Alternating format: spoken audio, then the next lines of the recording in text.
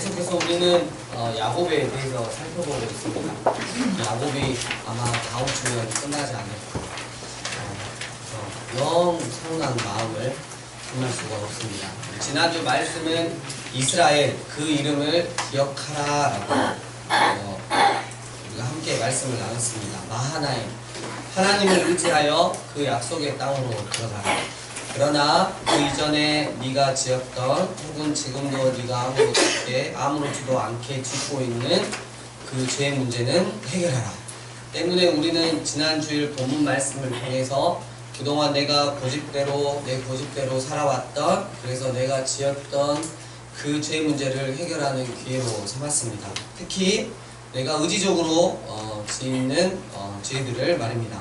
야곱처럼 하나님께 한 방 맞기 전에 이스라엘 그 이름을 기억하며 살자고 했습니다. 하나님과 씨름하다가 맞은 환도뼈를 맞은 야곱, 그 옛사람을 기억하며 하나님을 공경하고 두려워하는 삶, 경외하는 삶을 살아가자고 했습니다. 하나님께 더 이상 죄짓지 말고 고집부리지 말고 하나님만 붙잡는 삶을 살자고 했습니다. 나의 환도표를 하나님이 굳이 만지실 필요가 없다는 것을 우리의 삶으로 보여드리자고 했습니다. 우리 다음 세대 친구들 말씀 암송하겠습니다. 시작. 살아계신 하나님의 말씀, 누가 이르되 내 이름을 다시는 야곱이라 부를 것이 아니요 이스라엘이라 부를 것이니. 창세기 32장 28절 말씀. 아멘. 환도뼈를 맞아서 절뚝거리는 야곱 앞에 드디어 형 에서가 나타났습니다. 절뚝거리며 걸어오는 야곱을 형 에서가 보더니 20년 전에는 장자권을 속임수로 빼앗았기 때문에 죽여버리겠어 라고 이를 뜩뜩 갈고 있었던 형 에서가 절뚝거리며 걸어오는 야곱을 보더니 너무 측은한 마음에 주님이 일하셔서 정말 달려가 안고 목을 어금 맞추며 울었다고 성경은 기록하고 있습니다. 여러분, 어쩌면 야곱이 멀쩡한 모습으로 갔으면 에서가 공격을 했을지도 모르겠습니다. 하지만 하나님께서는 이미 야곱의 환도뼈를 만지신 터라 야곱은 쩔뚝거리면서 걸어갈 수밖에 없었습니다. 그 모습을 형 에서가 보게 했고요. 그래서 어쩌면 야곱에게 이렇게 다리를 절뚝거리며 걸을 수 있는 게 이 상황에서는 정말 하나님의 은혜였구나라는 생각을 해봅니다. 우리 친구들 세옹지마라고 하는 사자성어 아세요? 아니, 그냥 끄떡끄떡 하면 되는데 아세요? 예, 역시 우리 친구들은 똑똑해요. 예, 이 세옹지마라고 하는 거는 그 중국의 어떤 변방에 아버지와 아들이 살고 있었는데 그 집에 말이 한 마리 있었단 말이죠. 말이 어느 날 가출을 했어요. 그래서 찾아도 안 되니까 아들이 아버지 이게 말이 가출해가지고 찾을 수가 없다고 그러니까 그게 오히려 복이 될지 누가 알겠어? 기다려봐 이랬는데 좀 있으니까 그 말이 누구를 데리고 와요? 여친을 데리고 오죠. 여친만을 딱 데리고 와가지고 말이 몇 마리가 됐어요. 이제 2마리가 돼가지고 아들이 막 자랑하니까 뭐라 그래요? 아버지가 좀 기다려봐, 이게 화가 될지 어떻게 알겠어? 이랬는데 이 아들이 너무 그 데려온 말이 마음에 들어서 길들이다가 하루는 어때요? 그 말을 타보고 싶어서 처음 탔는데 타자마자 떨어졌어요. 그래서 다리가 부러졌어요. 예.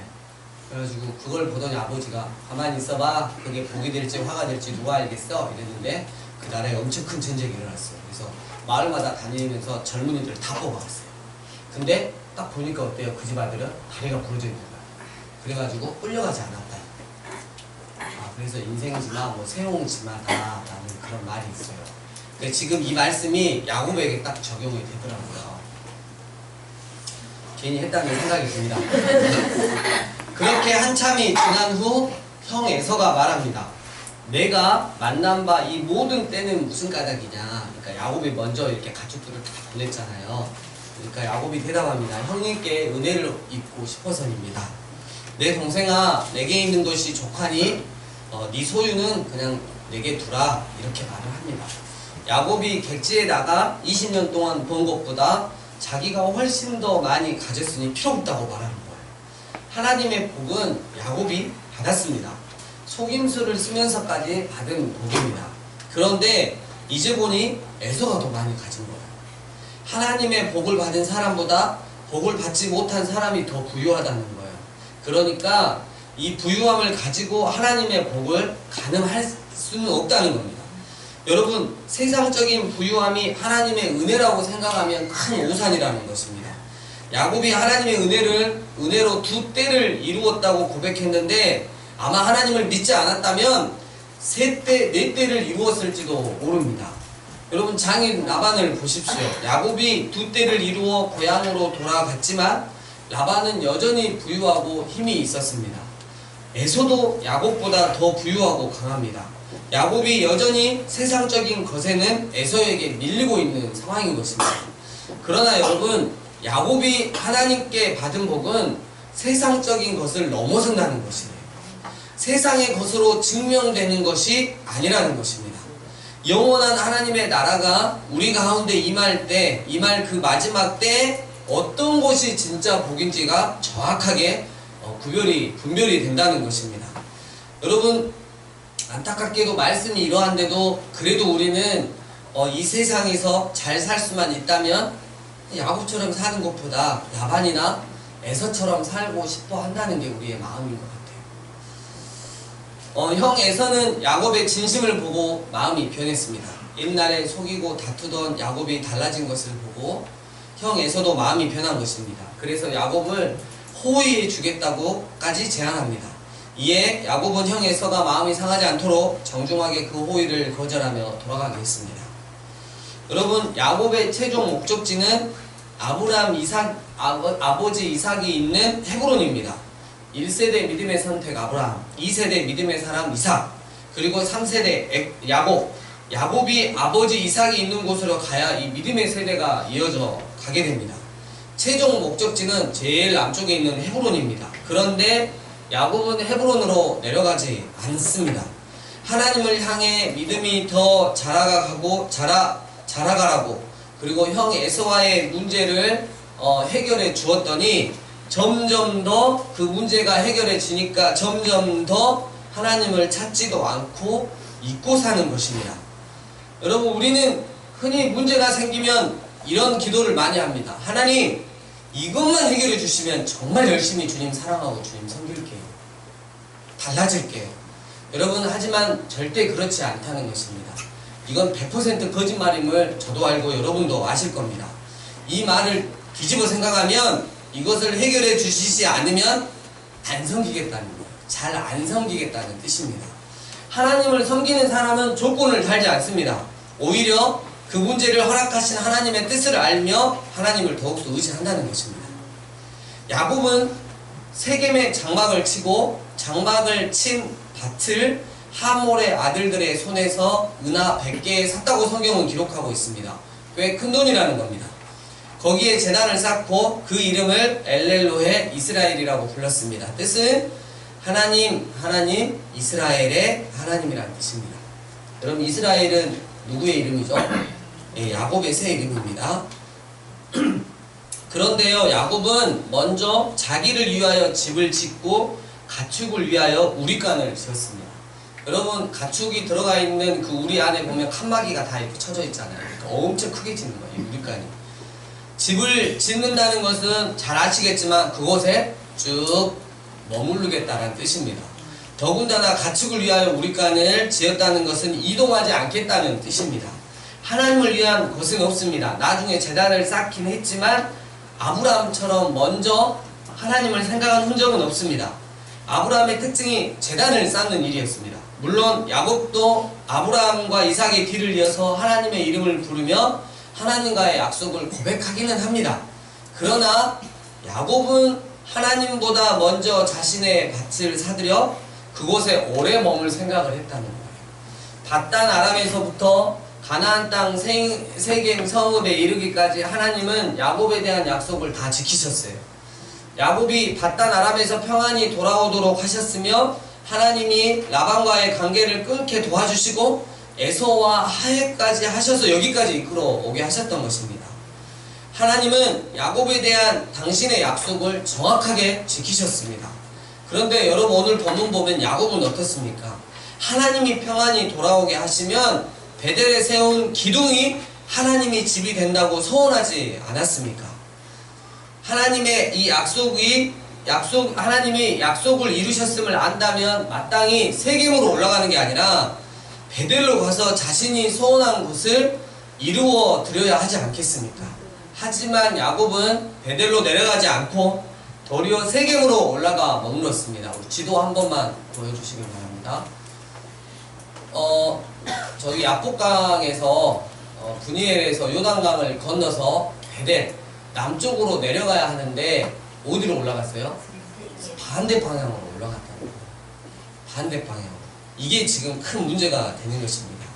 여러분 평안해지니까 하나님과의 약속을 잊고 나태해진 것입니다.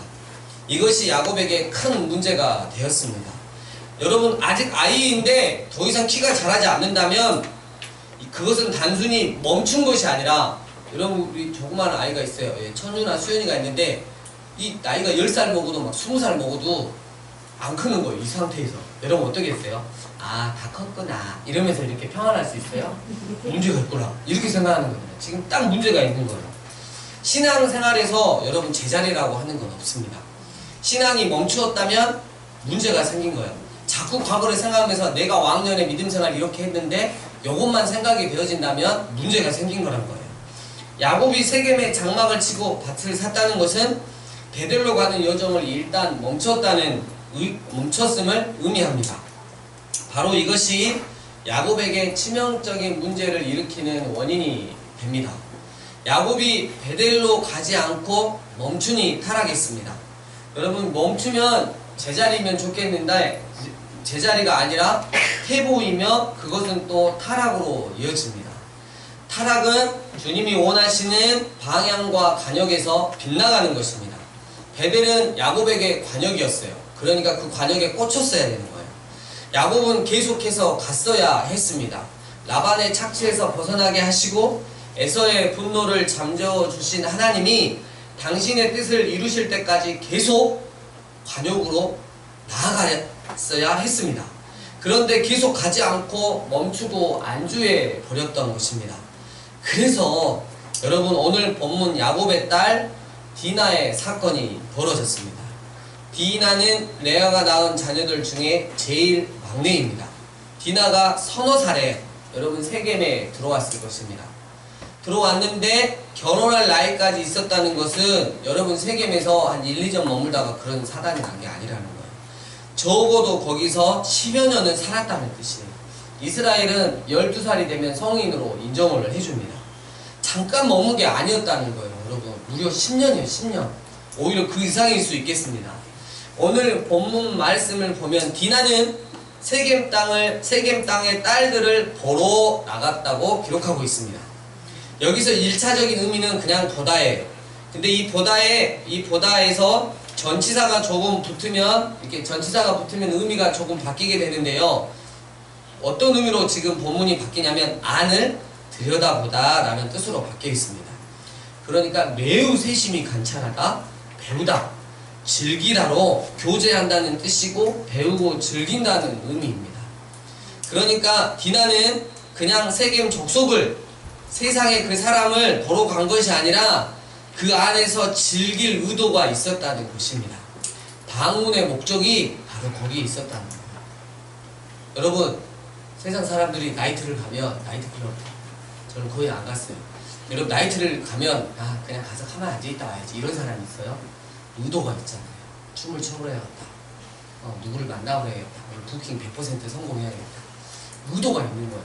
마치 디나가 세상 문화에 대해서 그렇게 관심을 가졌던 것입니다. 디나는 서너 살부터 결혼할 나이까지 애석하게도 세상의 문화, 세겜의 문화를 보고 그 속에서 자랐습니다. 왜요? 아버지가 그것을 선택했기 때문이죠. 그리고 이제 성장하여 스스로 즐기게 된 것입니다. 이것은 아버지 야곱이 만든 상황입니다. 디나는 아브라함과 이삭과 야곱으로 이어지는 믿음의 가정에서 태어났어요. 마땅히 세상이 아니라 믿음을 배웠어야 하는데 세상의 재미와 즐거움만 보며 자랐던 것입니다.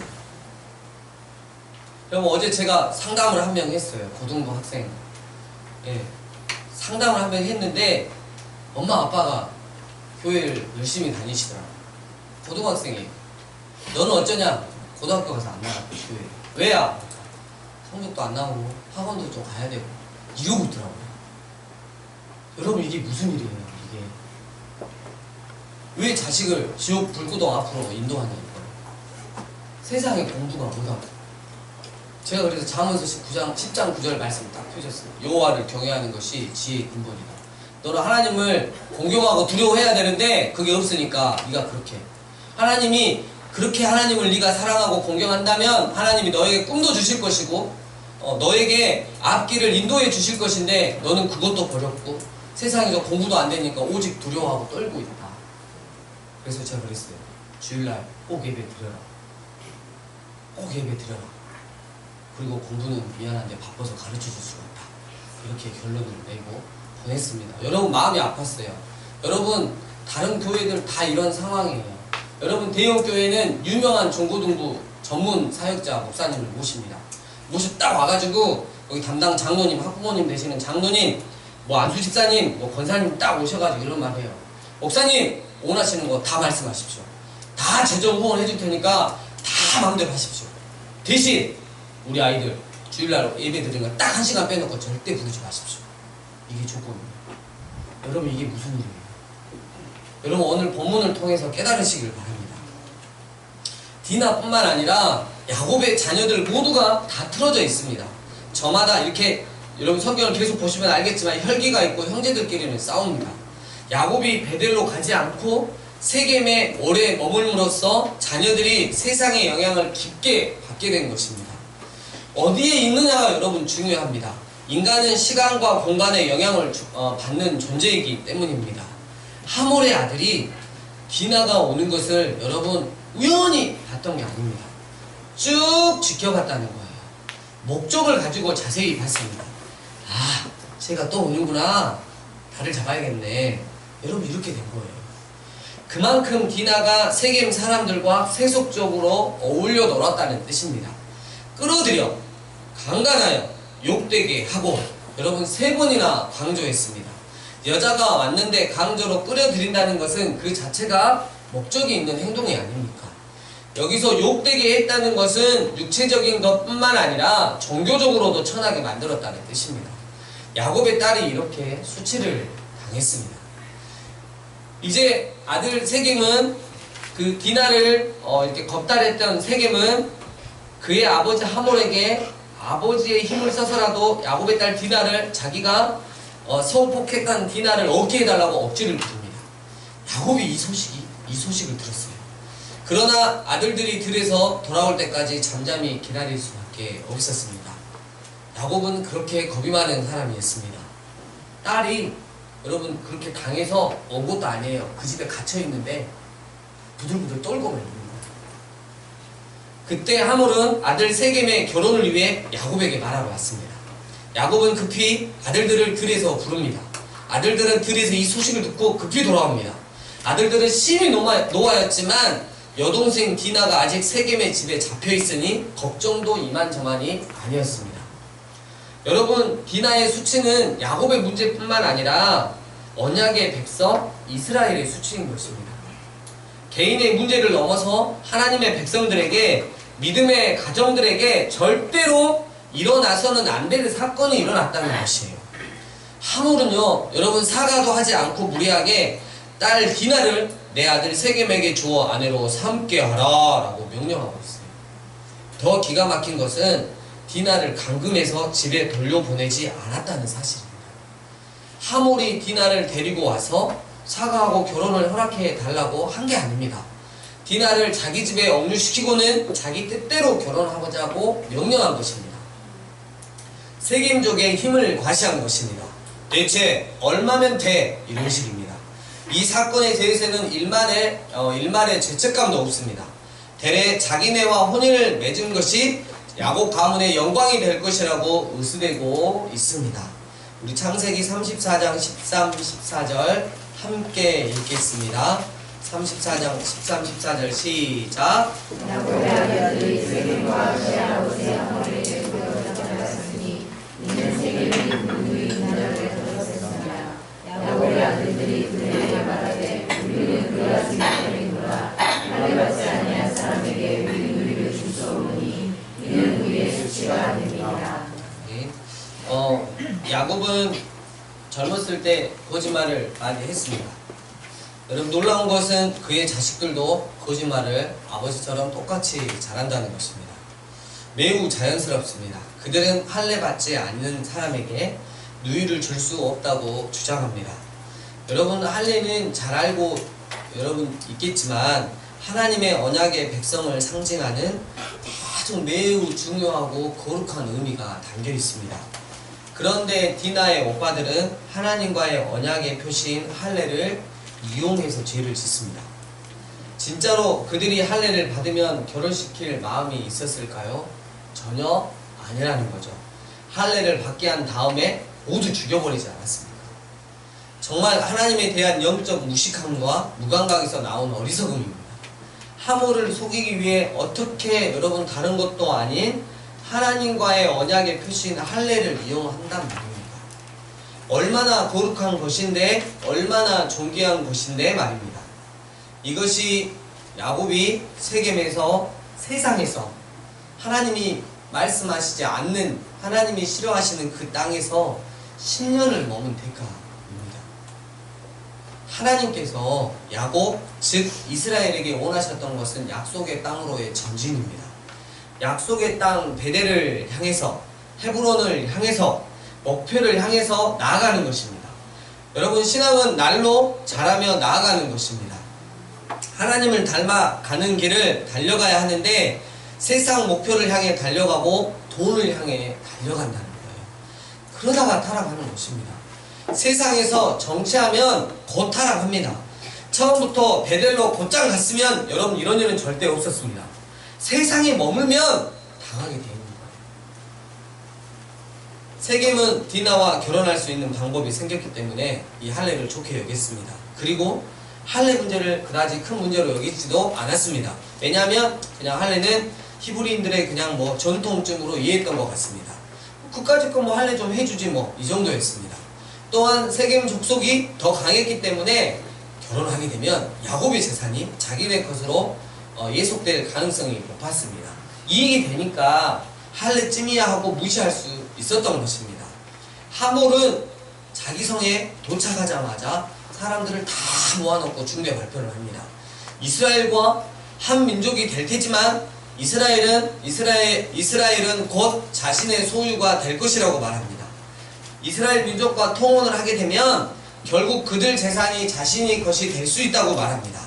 세상은 늘 자기에게 이익이 되는 길을 찾습니다. 자기에게 손해가 되면 움직이지 않는 게 세상입니다.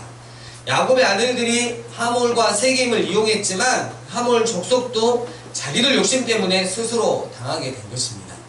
여러분, 세상은 목적이 한 가지밖에 없습니다. 돈, 명예, 물질입니다. 그들은 만몬신, 즉 돈의 신을 섬깁니다. 제가 봤을 때 세상 신들 중에 이 만몬, 돈의 신을 이길 만한 신은 절대 없는 것 같습니다.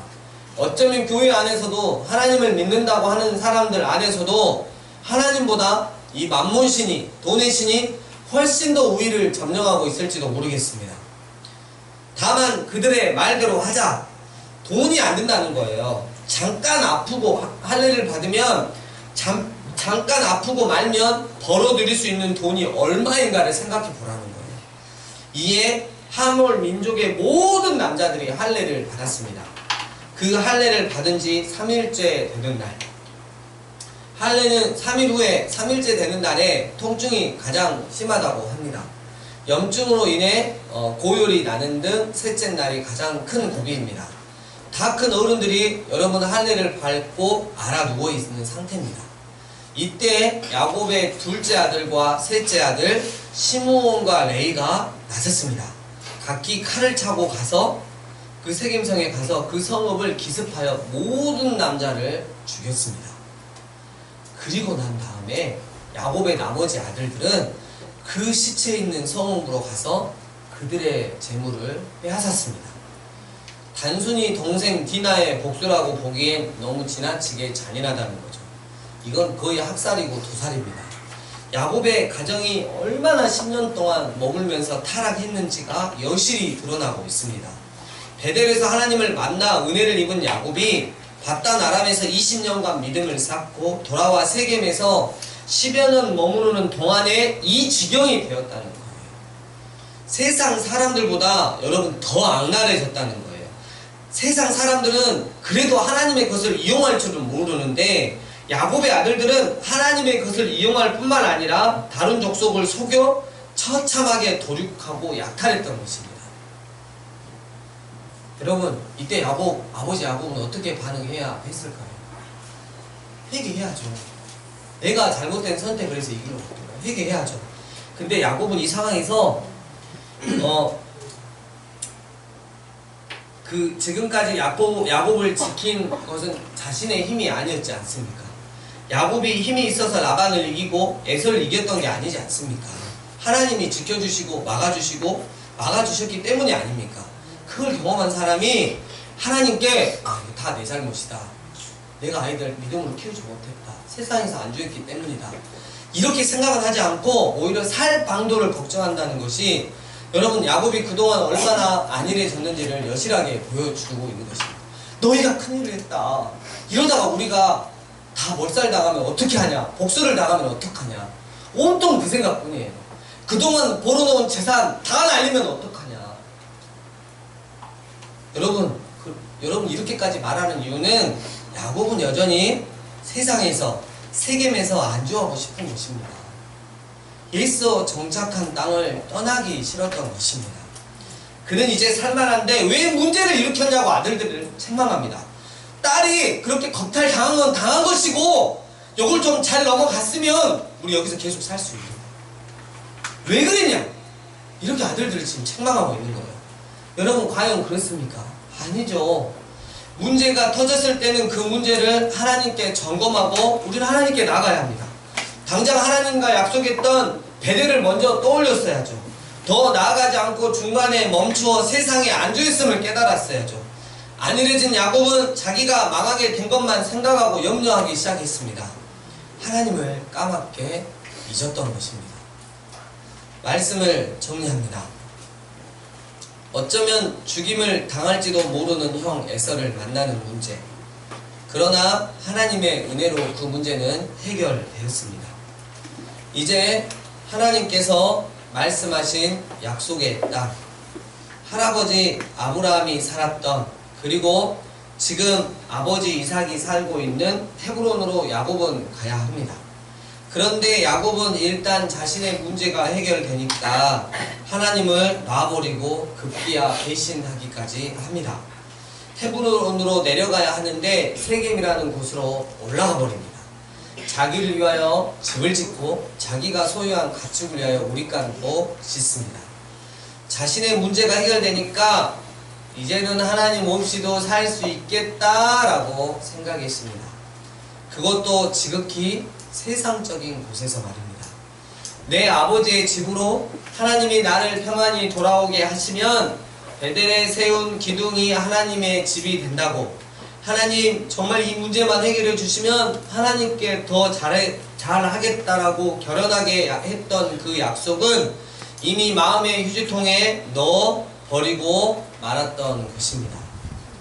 여러분, 하나님 없는 야곱의 인생, 이 10년 행복했나요? 그에 대한 답을 우리는 오늘 본문에서 찾을 수 있습니다.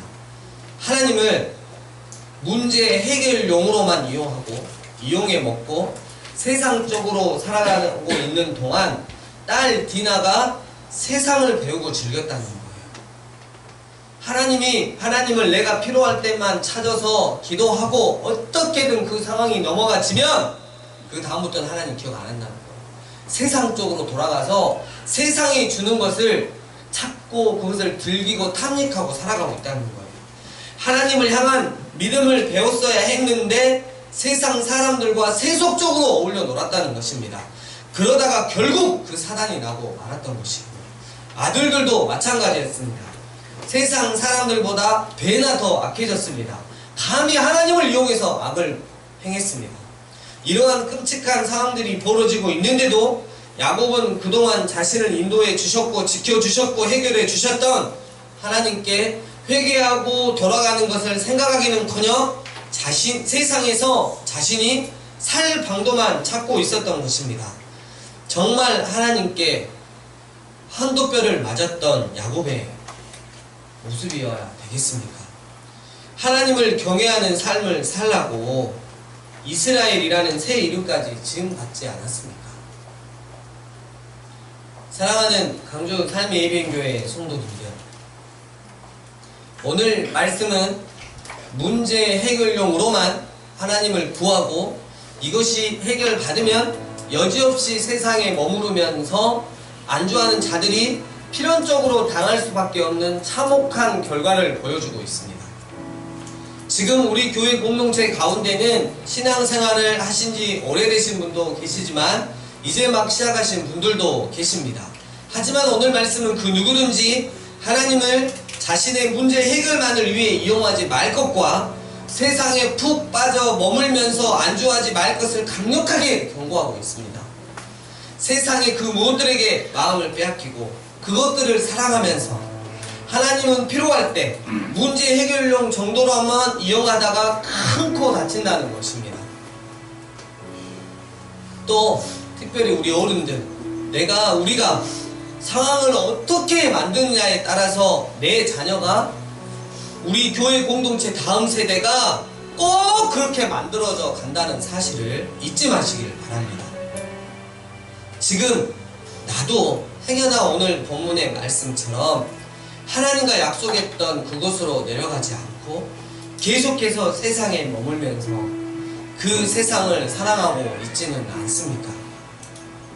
우리 썩어 없어질 세상 그만 사랑하시고 영원한 행복을 누릴 수 있는 그 약속의 땅으로 나아갑시다. 주님 없는 세상, 주님 없는 그 세상 즐거움이 우리의 전부가 되는 것이 아닌 주님께서 나를 위해 흘리신 그 눈물, 그 십자가가 우리의 전부, 우리의 약속의 땅이 되게 합시다. 야곱이 가야 할 약속의 땅은 헤브론. 그렇다면 여러분들이 가야 할 약속의 땅은 어디가 되어야 하겠습니까? 주신 말씀 가지고 하나님 앞에 정직하게 나아가 기도합시다. 함께 기도하시겠습니다.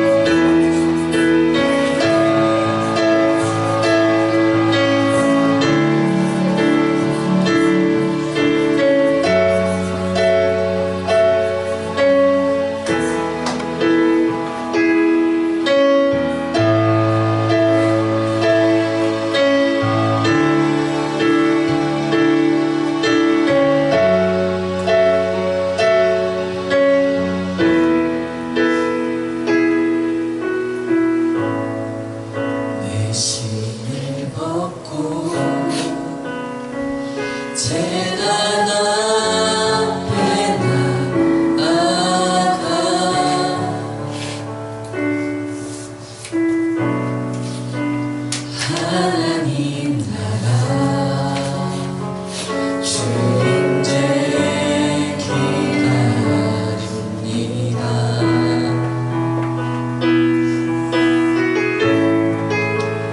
말씀으로 내 영광